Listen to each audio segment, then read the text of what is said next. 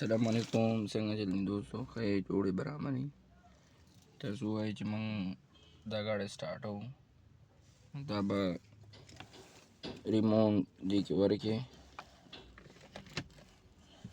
او بیا به بریک پیډل دباو کې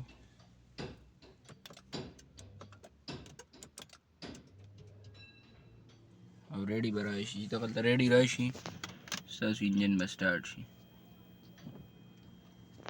ریډي راغلی، ستاسو انجن سټارټ شو.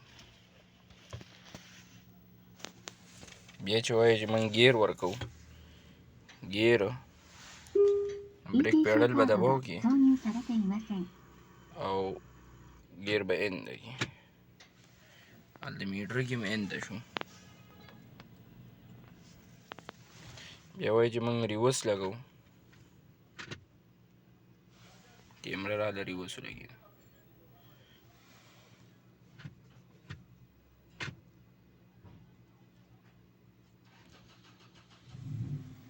دا وګورئ، دا اوس ډي کې دی. ها